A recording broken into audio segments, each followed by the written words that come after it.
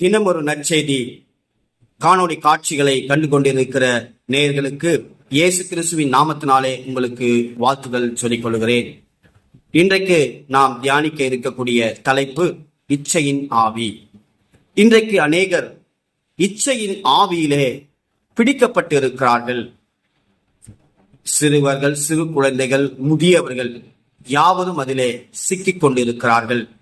அதிலிருந்து விடுபட வேண்டும் என்று சொல்லி விரும்புகிறார்கள். ஆனாலும் அதிலே சிக்க வைத்து பல பாவங்களுக்கு அது வேறாக அமைந்து மரணத்தை தழுவுகிறதை இந்த நாட்களில் நாம் காண முடிகிறது. இந்த இச்சையின் ஆவி ஒருவருக்கு பிடிக்கப்பட்டிருந்தால் என்னென்ன நிகழ்வுகள் நடக்கும்? குறிப்பாக சொப்பனங்களிலே பாம்பு துரத்துகிறது மாதிரி, உடலுறவு கொள்ளுகிறது மாதிரி, இன்னும் மாடு துரத்துவது போல, இப்படி பல சம்பவங்கள் சொப்பனத்திலே அது நடக்கிறது. சொந்த பந்தங்கள், இறந்தவர்கள் சொப்பனத்திலே வருவது போன்று தோன்றும். அப்படி வந்து போன பிறகு உடல் முழுவதும் அடித்து போட்டது போல பயங்கர சோர்வாக காணப்படும். இப்படிப்பட்ட நிகழ்வுகள் உங்கள் வாழ்க்கையிலே நடந்திருந்தால் நீங்கள் இச்சையின் ஆவியிலே பிடிக்கப்பட்டிருக்கிறீர்கள் என்பதை உணர்ந்து கொள்ள வேண்டும். இதிலிருந்து முற்றிலுமாக விடுவிக்கக்கூடிய ஒரு காரியம் நடக்கிறது. அது கர்த்தராகிய இயேசு கிறிஸ்துவின் நாமத்தினாலே மாத்திரமே. இன்றைக்கு இந்த இச்சையின் ஆவியை குறித்து நாம் தியானிக்க போகிறோம். கவனமாய் கேட்டு நான் சொல்லிக் கொடுக்கிற இந்த செபத்தை நீங்கள் சரியாய் சொல்வீர்களானால் நிச்சயமாக இதிலிருந்து விடுபட முடியும் என்பதை இந்த வேளையிலே உங்களுக்கு சொல்லிக் கொள்கிறேன். ஒரு வசனத்தை நாம் எடுத்து வாசிப்போம். யாக்கோபு 1 அதிகாரம் 13 வசனத்தை நாம் எடுத்து வாசிப்போம். வேத புத்தகம் வைத்திருக்கிறவர்கள் யாக்கோபு எழுதின நிருபம் 1 அதிகாரம் 13 வசனத்தை எடுத்துக்கொள்வோம். சோதிக்கப்படுகிற எவனும் நான் தேவனால் சோதிக்கப்படுகிறேன் என்று சொல்லாதிருப்பானாக. தேவன் பொல்லாங்கினால் சோதிக்கிறவர் அல்ல, ஒருவனையும் அவர் சோதிக்கிறவரும் அல்ல. அவனவன் தன் தன் சுய இச்சையினாலே எடுக்கப்பட்டு சிக்குண்டு சோதிக்கப்படுகிறான். பின்பு இச்சையானது கர்ப்பம் தரித்து பாவத்தை பிறப்பிக்கும். பாவம் பூரணமாகும் போது மரணத்தை பிறப்பிக்கும். என் பிரியமான சகோதரரே, மோசம் போகாதிருங்கள். இந்த நிருபத்துல நாம் வாசிக்கக்கூடிய இந்த வசனத்தினுடைய அர்த்தத்தை ஒரு மொழிபெயர்ப்பிலே இப்படியாய் சொல்லுகிறது. சோதனை வரும்போது இச்சோதனை கடவுளிடமிருந்து வருகிறது என்று யாரும் சொல்லாதிருப்பார்களாக. ஒவ்வொருவரும் தம் சொந்த தீய நாட்டத்தினாலே சோதிக்கப்படுகின்றனர். அது அவர்களை கவர்ந்து மயக்கி தன் வசப்படுத்துகிறது. பின்னர் தீய நாட்டம் கருக்கொண்டு பாவத்தை பெற்றெடுக்கிறது. பாவம் முழு வளர்ச்சியடைந்து சாவை விளைவிக்கிறது. அன்பார்ந்த சகோதர சகோதரிகளே, ஏமாந்து போக வேண்டாம் என்ற ஒரு மொழிபெயர்ப்பிலே சொல்லப்பட்டிருக்கிறது. இந்த இச்சை என்ற தலைப்பில் நாம் செய்திகளை கேட்க போகிறோம். இந்த இச்சை சொல்லப்படுகிறது, ஒவ்வொருவரும் தம் சொந்த தீய நாட்டத்தினாலே சோதிக்கப்படுகிறார்கள். அது அவர்களை கவர்ந்து மயக்கி தன் வசப்படுத்துகிறது. இன்றைக்கு நாம் அநேக காட்சிகளை நாம் பார்க்கிறோம். செல்போன் வழியாக அல்லது சுவரிலே ஒட்டப்பட்ட போஸ்டர் வழியாக, இன்னும் எத்தனையோ ஆபாச வீடியோக்கள், ஆபாச புத்தகங்கள், இதெல்லாம் நம்ம வாசிக்கிறோம். அப்படி நாம் பார்க்கிற போது அல்லது வாசிக்கிற போது அங்கே இருக்கக்கூடிய அந்த இச்சையின் ஆவி நமக்குள்ளாக அது வந்து விடுகிறது. அது முடிவிலே என்ன நடக்கிறது என்று சொன்னால், குழந்தை பாக்கியம் இல்லாமல் செய்கிறது. அந்த இச்சையின் ஆவியிலே பிடிக்கப்பட்டால் வேறு பழக்கத்திற்கு அடிமையாக்கி, அதாவது விபச்சாரத்திலும் வேசித்தனத்திலும் அடிமையாக்கி, முடிவிலே தான் எதுவுமே செய்ய முடியவில்லையே என்ற அந்த விரக்தியில் சாவை நாடுகிறதை நாம் காண முடிகிறது. கடந்த வாரத்தில் எனக்கு தெரிந்த ஒரு நபர் என்னிடத்தில் வந்து, எனக்கு திருமணமாக போகிறது, நான் ஒரு விதமான பிரச்சனையிலே நான் அகப்பட்டு கொண்டிருக்கிறேன், நான் சிறு வயது முதலே இந்த பிரச்சனையினுடைய தாக்கம் என்னை தொந்தரவு பண்ணி கொண்டு இருக்கிறது, நான் திருமணம் செய்யலாமா வேண்டாமா என்று சொல்லி நான் யோசித்துக் கொண்டு இருக்கிறேன் என்று சொல்லி என்னிடத்தில் வந்தார்கள். நாம் அவர்களுக்கு செபித்த போது அவருக்குள்ளாக ஒரு இச்சையின் ஆவி பிடிக்கப்பட்டிருந்ததை ஜெபத்திலே காண முடிந்தது. அவர் சிறு வயதிலே படிக்கிற நாட்களிலே அதிகமாக ஆபாச படங்களையும் ஆபாச புத்தகங்களையும் வாசித்தது நிமித்தமாக, பார்த்தது நிமித்தமாக அந்த நாட்களிலே அவருக்கு இந்த இச்சையின் ஆவி அவருக்குள்ளாக வந்து, அது இரவிலே உடலுறவு கொள்வதும் கைப்பழக்கம் உள்ளவர்களாகவோ அவர்களை மாற்றி அவருடைய சரீரத்தையே முற்றிலுமாக சிதைத்து போட்டது. ஜெபம் பண்ணி அவர்களுக்கு இயேசு கிறிஸ்துவின் நாமத்தினாலே விடுவிக்கும்படியாக அவர்களுக்கு சொல்லிக் கொடுத்து அவர்களுக்கு முழு விடுதலையை அடைந்து அவர்கள் திருமணத்திற்கு ஆயத்தமாகி கொண்டிருக்கிறார்கள். இதை கேட்கிற சகோதர சகோதரிகளே, இன்றைக்கு நாம் காண்கிற காட்சி, அருவருப்பான காரியங்கள் நம்மை இச்சைக்குள்ளாக அது தள்ளுகிறதாக இருக்கிறது. இதெல்லாம் சொல்லப்பட்டிருக்கு, நாம் செய்த தீய நாட்டத்தினாலே சோதிக்கப்படுகிறோம். அது அவர்களை கவர்ந்து மயக்கி தன்வசப்படுத்துகிறது. தன்வசப்படுத்தி அது நமக்குள்ளாக இருந்து அது கிரியை செய்கிறதாக இருக்கிறது. இதை நாம் தெரிந்தோ தெரியாமலோ நாம் அதிலே சிக்கிக்கொண்டால் அநேகருடைய வாழ்க்கை வீணாக போய்கொண்டிருக்கிறது. நல்ல படித்தவர்கள், நல்ல பண்பாளிகள், டாக்டர்கள் தங்களை ஒண்ணுமே செய்ய முடியலையே என்று சொல்லி அவர்கள் அங்கலாய்த்துக் கொண்டு, இதற்கு ஒரு விடிவு காலம் இல்லையா என்று சொல்லி ஏங்கிக் கொண்டிருக்கிற அநேக நபரை நான் பார்த்திருக்கிறேன். இன்றைக்கு வேதத்திலிருந்து ஒரு வார்த்தை சொல்லப்பட்டிருக்கு. ஆண்டவராகிய இயேசு கிறிஸ்து தான் இதுக்கு விடுதலையை கொடுக்க முடியும். இதிலிருந்து ஒரு உண்மை சம்பவம் வேத புத்தகத்திலே பதிவிடப்பட்டுள்ளது. 2 சாமுவேல் 13ஆம் அதிகாரம் 1 நாம் அதை வாசிக்க கேட்போம். இதற்கு பின்பு தாவீதின் குமாரனாகிய அப்சலோமுக்கு தாமார் என்னும் பேருள்ள சௌந்தரியமுள்ள சகோதரி இருந்தாள். அவள் மேல் தாவீதின் குமாரன் அம்னோன் மோகம் கொண்டான். தன் சகோதரியாகிய தாமாரின் நிமித்தம் ஏக்கம் கொண்டு வியாதிப்பட்டான். அவள் கன்னியாஸ்திரியாயிருந்தால் அவளுக்கு பொல்லாப்பு செய்ய அம்னோனுக்கு வருத்தமாய் கண்டது. இங்கே சம்பவம் சொல்லப்பட்டிருக்கிறது. அம்னோன் அவனுடைய சகோதரி என்று சொல்லி இங்கே எழுதப்பட்டிருக்கிறது. அந்த சகோதரியின் நிமித்தம் அவள் பேர் தமார். இவள் நிமித்தம் ஏக்கம் கொண்டு வியாதிப்பட்டாள். சகோதரியாக இருந்தாலும் கூட இந்த இச்சையின் ஆவியிலே பீடிக்கப்பட்டவர்கள் அழகிற்கு மயங்கி அந்த இச்சை இவர்களை அது கவர்ந்திருக்கிறதாக இருக்கிறது. அப்படி ஒரு சம்பவம் தான் இங்கே சொல்லப்பட்டிருக்கிறது. அவள் மேல் ஏக்கம் கொண்டான், அவள் வியாதிப்பட்டான் என்று சொல்லி இங்கே சொல்லப்பட்டிருக்கிறது.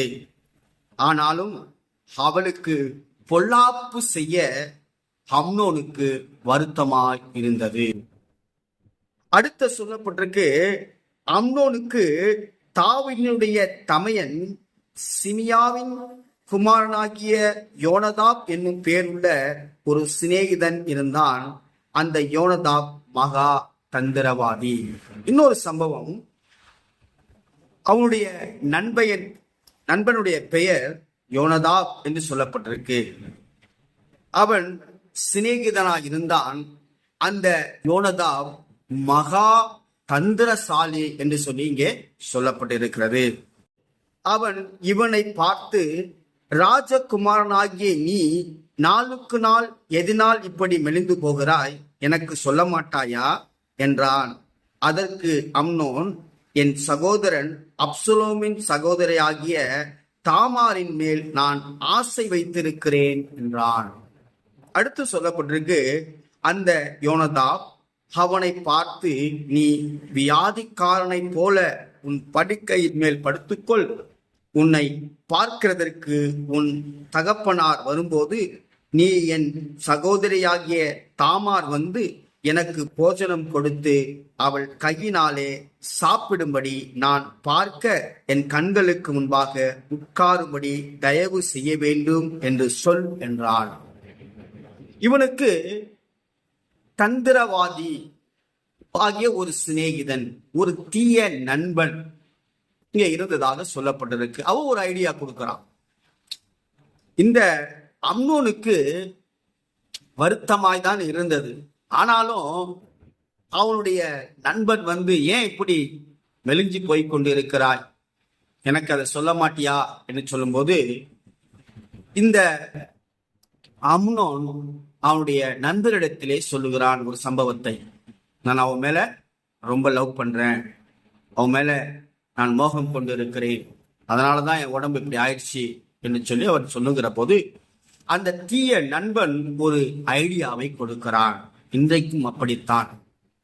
சும்மா போகும்போது, பாரு அந்த பொண்ணு உன்னை பார்த்து சிரிக்குது அப்படின்னு சொல்லி தூண்டி விடுகிற சம்பவங்கள், பல இச்சையான செயல்களுக்கு அநேகரை இழுக்கும்படியாக அந்த இச்சையின் ஆவியினுடைய செயல்பாட்டுக்குள் ஒருவர் சிக்கிக் கொண்டு இருக்கிற போது அநேகரை அதற்குள்ளாக விழத்தள்ளுகிற சம்பவங்கள் இன்றைக்கு அது நடந்து கொண்டு இருக்கிறது. அது சொந்த பந்தமாக இருக்கலாம், நண்பர்களாக இருக்கலாம், சகோதரர்களாக இருக்கலாம். எப்படியானாலும் அந்த இச்சையின் ஆவி ஒருவருக்குள் இருக்கும்போது அது மற்றவர்களையும் அதை தூண்ட செய்கிறதாக இருக்கிறது. அப்படித்தான் ஒரு சம்பவம் இங்கே நடந்து கொண்டிருக்கிறது. அப்படியே அம்னோன் வியாதிக்காரனை போல் படுத்துக்கொண்டு ராஜா தன்னை பார்க்க வந்தபோது ராஜாவை நோக்கி, என் சகோதரியாகிய தாமார் வந்து நான் அவள் கையினாலே சாப்பிடும்படி என் கண்களுக்கு முன்பாக 2 நல்ல பணியாரங்களை பண்ணும்படி உத்தரவு கொடுக்க வேண்டும் என்றான்.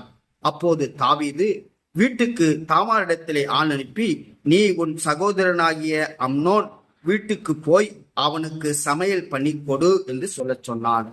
அவர் சொன்னது போலவே இங்கே நடந்தது. சமையல் பண்ணும்படியாக தாமாரை அம்னோன் வீட்டுக்கு அனுப்புகிறார். தாமார் தன் சகோதரனாகிய அம்னோன் படுத்து கொண்டிருக்கிற வீட்டுக்கு போய் மாவெடுத்து பிசைந்து அவன் கண்களுக்கு முன்பாக தட்டி பணியாரங்களை சுட்டு சட்டியை எடுத்து அவனுக்கு முன்பாக அவைகளை வைத்தாள். ஆனாலும் அவன் சாப்பிட மாட்டேன் என்றான். பின்பு அம்னோன், எல்லாரும் என்னை விட்டு வெளியே போகட்டும் என்றான். எல்லாரும் அவனை விட்டு வெளியே போனார்கள். அப்பொழுது அம்னோன் தாமாரை பார்த்து, நான் உன் கையினாலே சாப்பிடும்படிக்கு அந்த பலகாரத்தை அறை வீட்டிலே கொண்டு வா என்றான். அப்படியே தாமார் தான் செய்த பணியாரங்களை அறை வீட்டில் இருக்கிற தன் சகோதரனாகிய அம்னோனிடத்திலே கொண்டு போனாள். அவன் சாப்பிடும்படிக்கு அவள் அவைகளை கிட்ட கொண்டு வருகையில் அவன் அவளை பிடித்து அவளை பார்த்து, என் சகோதரியே, நீ வந்து என்னோட சயனி என்றான்.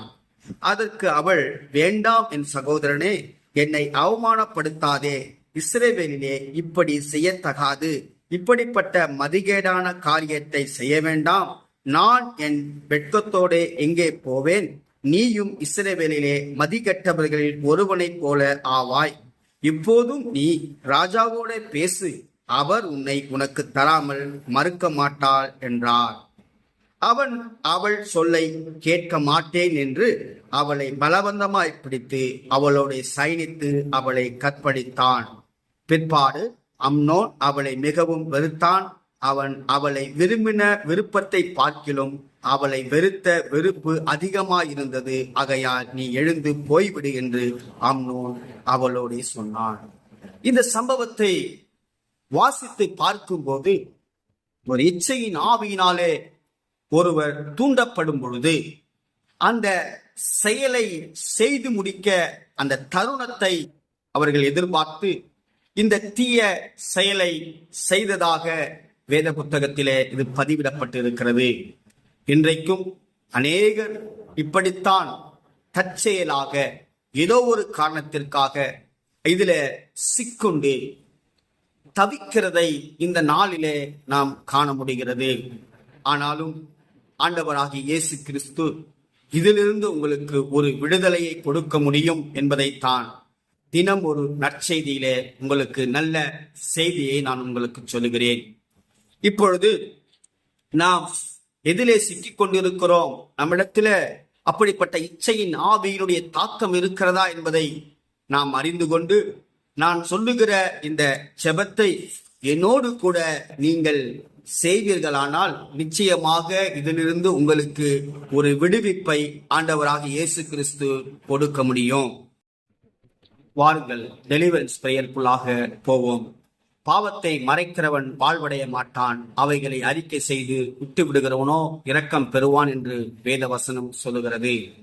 நீங்கள் இப்பொழுது தேவ சமூகத்திலே முழங்கால் படியிட்டு என்னோடு கூட இந்த ஜெபத்தை சொல்லுங்கள்.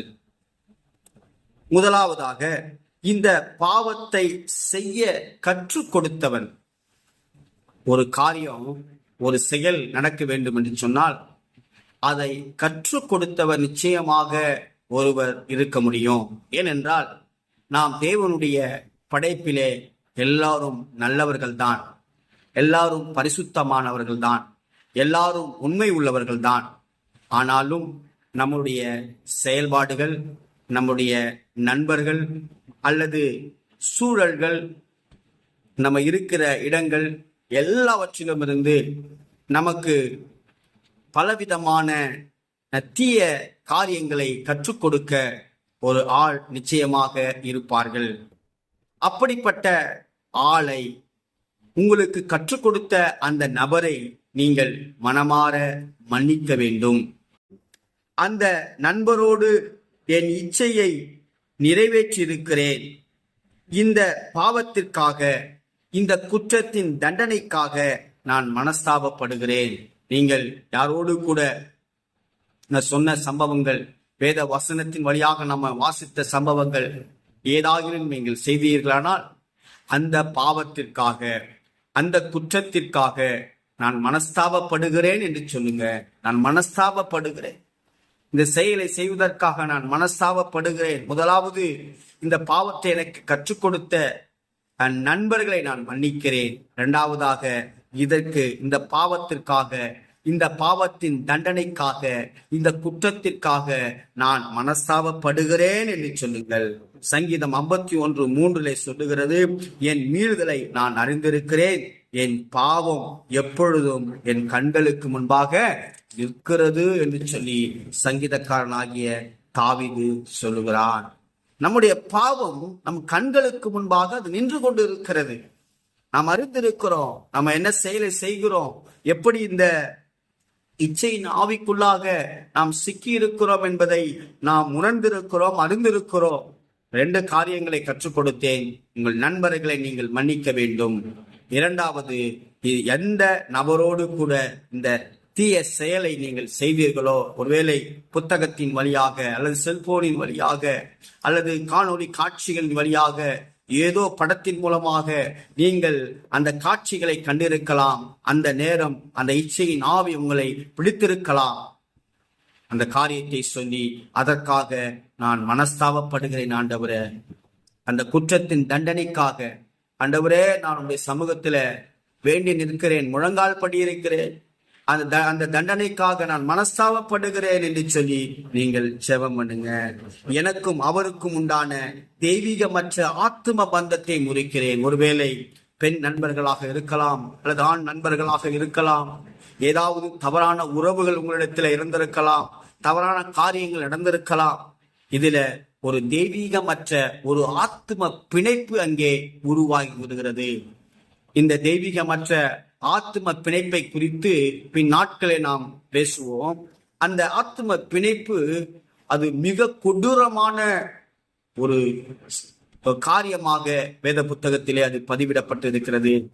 இந்த தெய்வீகமற்ற ஆத்ம பிணைப்பை நான் இயேசு கிறிஸ்துவின் நாமத்தினாலே அதை முறிக்கிறேன் என்று சொல்லுங்கள். அடுத்ததாக, இந்த பாவ செயலின் மூலமாய் எனக்குள் வந்து இச்சையின் ஆவியே என்னை விட்டு வெளியேறு என்று சொல்லி இயேசுவின் நாமத்துல நான் கட்டளையிடுகிறேன் என்று சொல்லி சொல்லுங்க.